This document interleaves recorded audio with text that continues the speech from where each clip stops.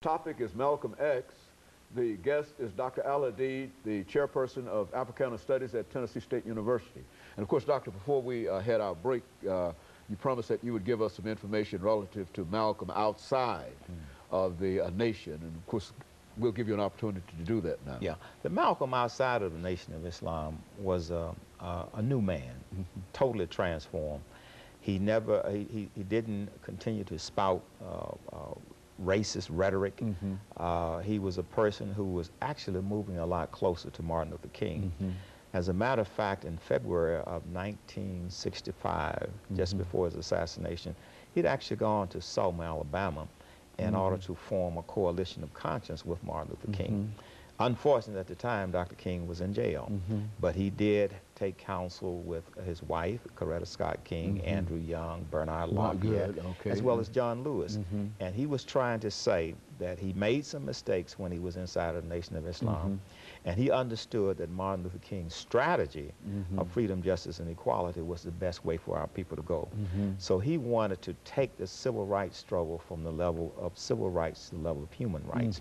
And rather than trying to lodge our case with the United States Supreme Court, he wanted to make an argument for human rights before the United Nations and the World Court, because he actually saw, you know, today, for example, we hear people talking about genocide going on in the Sudan or other parts of the world. In 1964 and 65, Malcolm was saying that the white supremacist government of this country, the white supremacists in this country were actually committing acts of genocide against African Americans. So he was making the case for genocide and also making the case for human rights. And he was trying to get a buy-in from Dr. King in order to move in that direction. And you have to remember now, both Dr. King and Malcolm had gone outside of this country in 1964. Malcolm made the pilgrimage in April of '64, and Dr. King got the Nobel Peace Prize in December of 1964.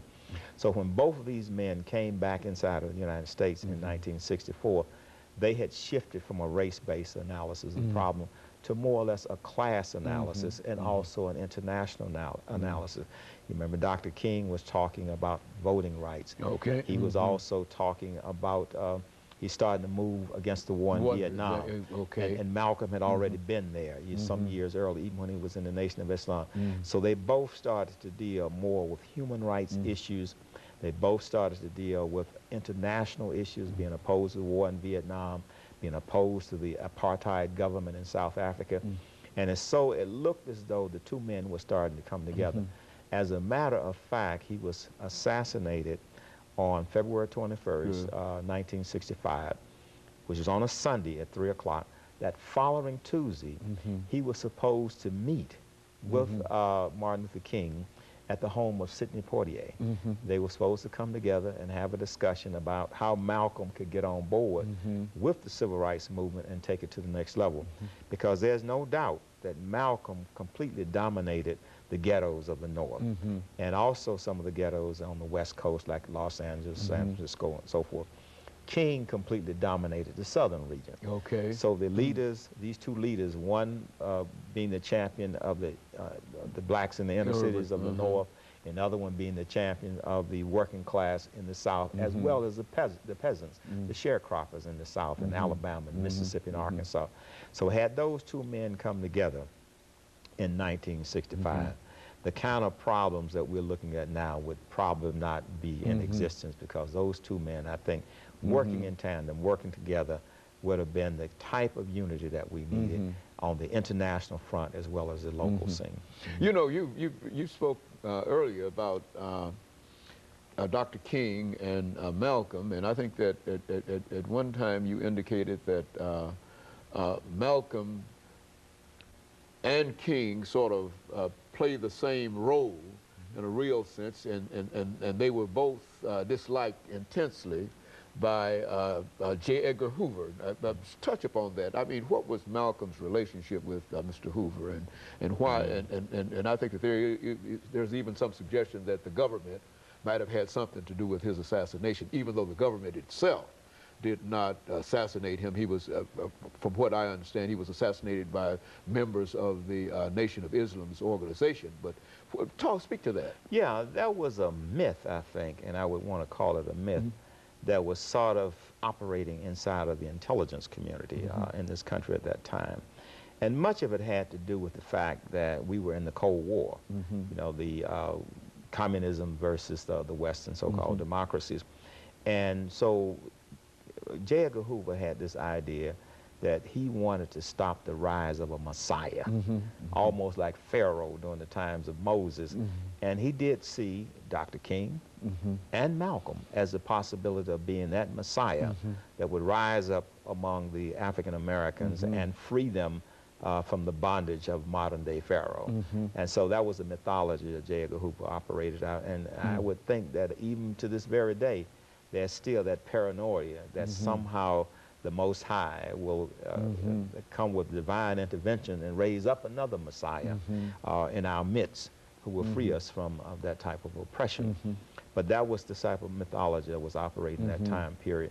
And also the fact that just before Malcolm and Martin, you know, you had Paul Robeson and W.E.B. Du Bois who had declared themselves as communists. And they had traveled to the Soviet Union and Eastern Europe. So there was the possibility that they too would make those links with the communist faction outside of this country. So the Cold War played a major role in how the civil rights movement. As a matter of fact, there were people in King's movement that had to leave the movement because people thought that they were communists. Martin Luther King in the early 50s was accused of being a communist, you know. So I think that was the kind of idea that J. Edgar Hoover was operating from, this fear of communism rising up in the form of a black messiah among African Americans. Now, what is the legacy of of Malcolm X? I mean, what role do you think that he continues to play in our society today? In my judgment, I think the legacy of, as I would call him, El-Hajj Malik al-Shabazz, because when he made the pilgrimage to Mecca, he changed his name. I think that when you look at the year 1965, this was a very powerful year. This is a year that Malcolm made the pilgrimage to Mecca. This is a year that Dr. King did the Selma to Montgomery March in terms of the Voting Rights Act. But he was effective in linking the Muslim world with African-American Muslims in this country. He was also effective in linking the African continent with the struggle inside of this country. So as a spokesperson for Pan-Africanism and also a spokesperson for Muslims all over the world, I think he was very effective in making that link. And then once he made that link of American Muslims in general and African Americans in particular with the Muslim world, it was at that time that immigrant Muslims started to gain more confidence. In fact, they started forming their association like the Muslim Student Association and other organizations. And then, of course, in '65, immigration policies changed, and more people were allowed to come in this country from Muslim countries, like in the Middle East and Turkey. And so eventually the immigrant Muslims started to stand up and advocate Islam. When they first came in this country after the First World War, which was a collapse of the Ottoman Empire, they were told specifically, it's all right for you to come to this country, but don't have any conversation about Islam. Just come in here, be quiet, practice Islam among fellow immigrant Muslims, but do not try to convert African Americans to Islam.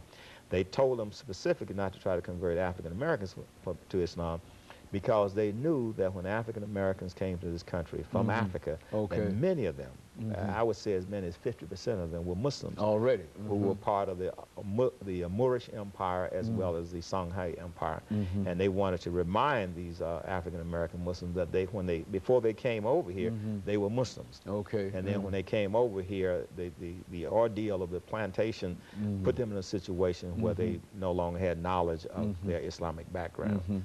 And so that was the reason that immigration and the State Department tried to keep immigrant Muslims away from African-American Muslims. And so there's a long legacy of Malcolm, and even though he and Dr. King are no longer with us, that their ideas and their aspirations for African Americans continue to exist. Would you say Yeah, that? I think after the Spike Lee's movie, there was a resurgence of an interest in Malcolm X, and that's why I'm trying to get my book together, which will loosely be entitled AAl-Hadid6 al-Shabaab's Muslim and Pan-African Statesman.